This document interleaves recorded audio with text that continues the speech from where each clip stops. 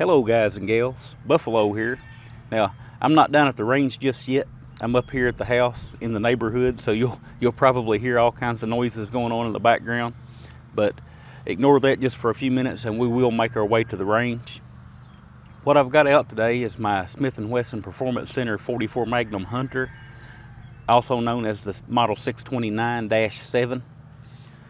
You guys that have been subscribed to the channel for very long have seen this revolver before, probably seen it many times. And there's a reason it ends up in so many of my videos. That's just because it's so fun to shoot. I've gotten a lot of just pleasure from owning this revolver, a lot of satisfaction. It's one of the guns that I'll never regret buying. I've just shot that thing so much. I'm experimenting today with another red dot. Some of you guys may remember I had the Primary Arms Advanced Micro Dot on this revolver for a little while, and I really like that dot. In fact, it ended up on my Ruger PC carbine, and that's where it's going to stay. So I wanted to try something else on this revolver, and I went with something smaller with less of a footprint. I bought this Burris Fastfire 3 after doing a lot of research and watching a lot of reviews and reading a lot of reviews. This seems to really be a good little red dot. Now, this is not a review on this. In fact, I haven't shot it. I haven't shot this gun with it on here. I just mounted it. So definitely not a review. We're just going to take it out and shoot it and have some fun with it. In the box you get your owner's manual, which is a nice little owner's manual actually. Straight and to the point. There's no, you don't have to flip through 10 different languages to find English. It's all in English. Pretty impressive. Don't see that very often. Comes with your mounting tools, a little Torx wrench, and a little screwdriver to make your windage and elevation adjustments. But I've already got it mounted on the revolver. For those of you guys, let's just take a look real quick at the revolver. For those of you who haven't seen it maybe. This is a 44 Magnum. You can see it's got a muzzle brake. The barrel is actually beneath this is just a shroud, a stainless steel shroud. The barrel is actually tensioned between the muzzle brake and the frame, so the barrel's threaded on both ends and just held in tension. Of course, the whole gun is stainless steel. Got a few of the mem parts people talk about, but for the most part, it's a stainless steel revolver. Any Smith & Wesson with the 6 in the model number, beginning the model number, is going to be a stainless steel framed gun. It is a 6 shot. I've got her all cleaned up, but we're about to fix that. Look how clean that is. Cylinder gap is very, very tight. I've adjusted it down.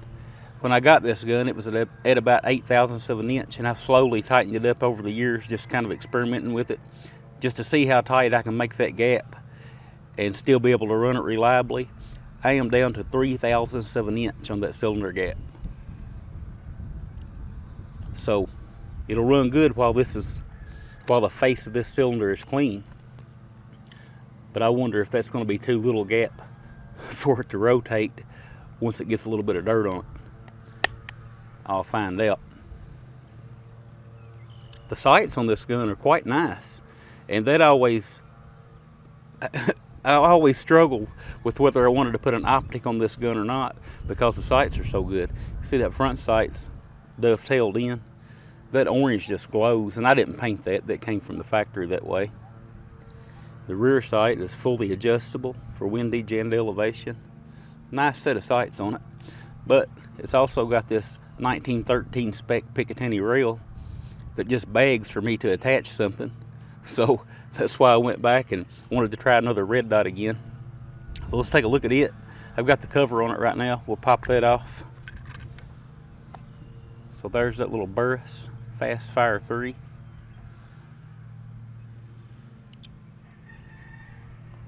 This one came with the Picatinny mount. A lot of people mount these on their pistols, on their semi-automatic pistol slides that are cut for reflex sights like that.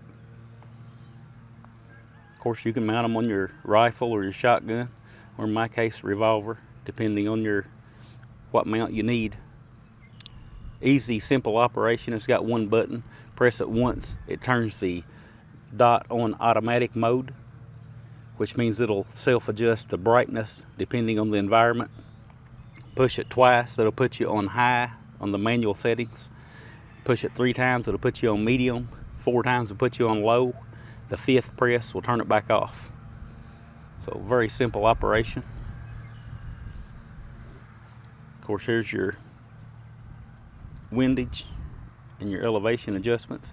It does adjust in 1 MOA clicks, which means 1 click will move it approximately 1 inch at 100 yards, or a 1/2 inch at 50 yards, or a 1/10 of an inch at 10 yards, depending on what range you're zeroing for. I think I'm going to zero this at 50 yards. I'll turn the dot on. I know this camera is not going to let you see it. No, I can barely see it in there, but that's just because the camera, I may try a different camera and see if it picks it up better, but that doesn't do it justice. That's not what the dot looks like to my eye. It's just the way the camera is picking it up. But I don't know a whole lot about this. Like I said, this is not a review. I just want to shoot it. So I'm going to take it out and zero it, and then we'll get back on camera here. Okay, so I roughly zeroed it with my hunting loads. These are 240 grain Hornady XTPs that I've hand loaded with some H110. Fairly hot load. I've got a 10-inch target hanging down there at 50 yards. Let's see if I can, now that I've zeroed it, shooting from the bench, let's see if I can hit anything standing up here.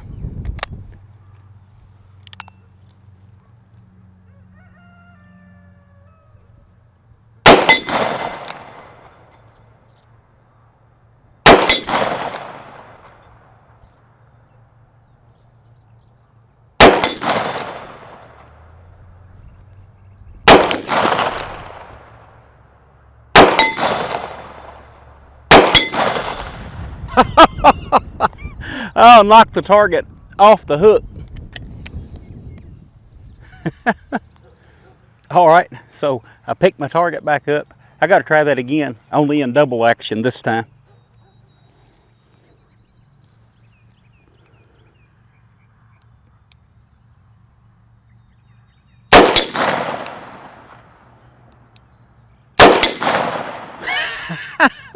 Only 2 shots, and it doesn't knock my target. I'm actually not knocking it off the hook. It's climbing up over my shepherd's hook and falling down the shaft there. Let me go set that back up. Okay, so I walked down and reset my target.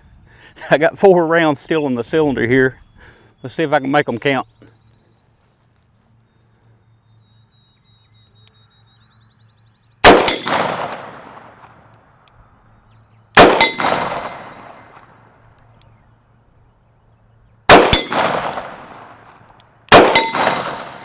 Oh yeah, I like this. I think I'm going to like this setup.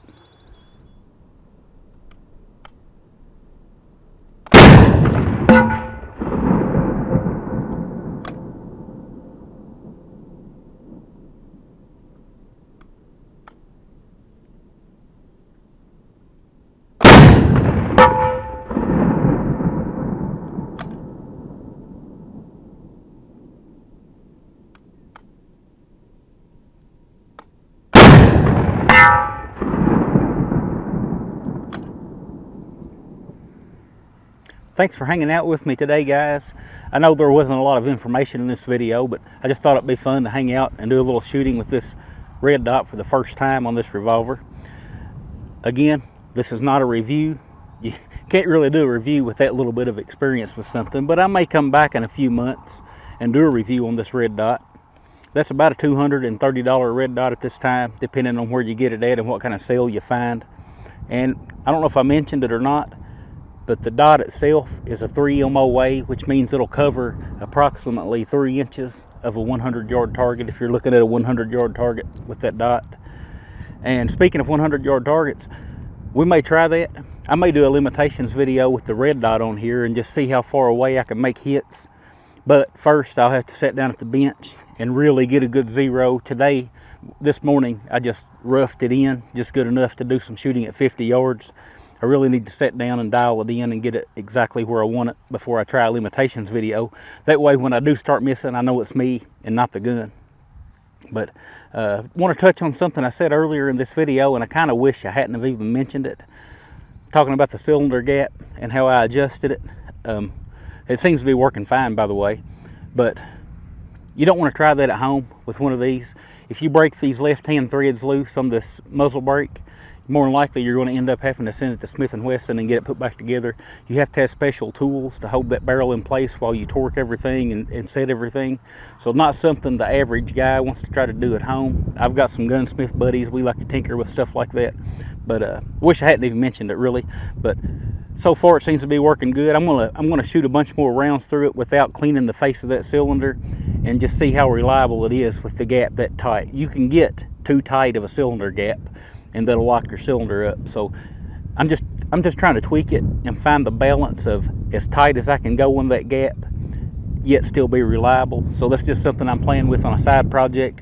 May even do a video on it sometime. Not sure about that. But anyway, that's all I got. It's getting windy as crap out here.